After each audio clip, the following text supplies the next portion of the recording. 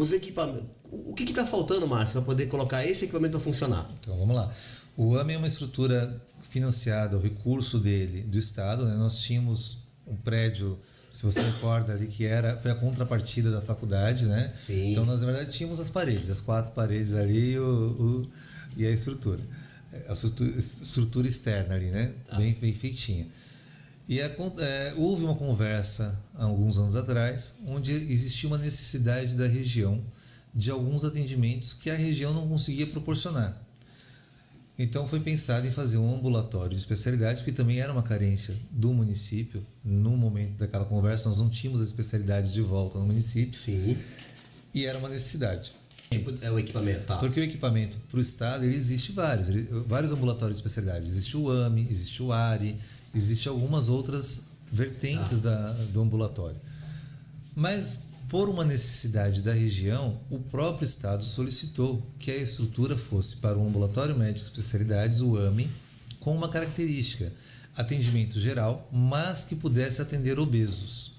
A estrutura interna, as portas, tudo foi preparado para atendimento para macas para obeso, cadeiras de roda para obeso. Olha, então, a estrutura do prédio ela foi pensada no atendimento de uma linha de cuidado que não existia no litoral. Qualquer paciente que precisava de um atendimento especializado em obesidade ou de fazer alguma coisa, uma consulta, um exame em que o seu meio ali de locomoção, que é a cadeira de roda ou a maca, pudesse entrar.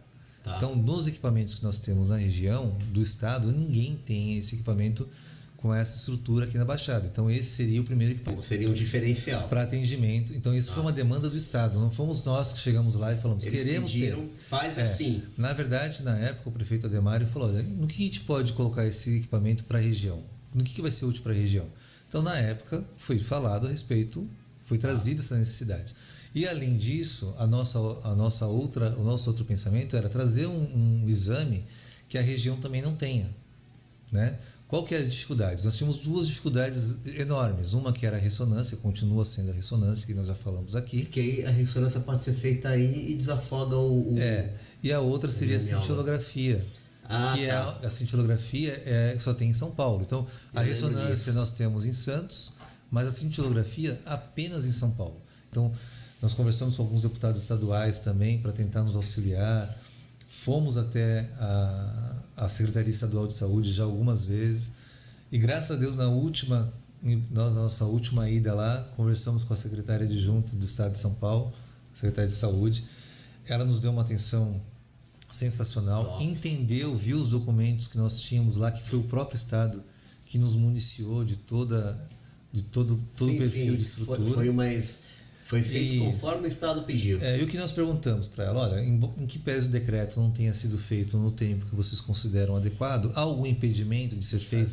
Fazer agora? Contudo, a gente depende agora que o Estado realize ali o seu decreto, né? Faça o lançamento desse decreto, organize a questão do recurso, né? Porque a gente falando, quem trabalha na administração pública entende que essas questões de recurso, de lei orçamentária impacta. É bem complexo. É complexo e impacta em todo o andamento. Aqui a pessoa fala, mas não tenho dinheiro, não tenho. Tem, está lá. Tem, mas não é assim. Mas a gente não pode.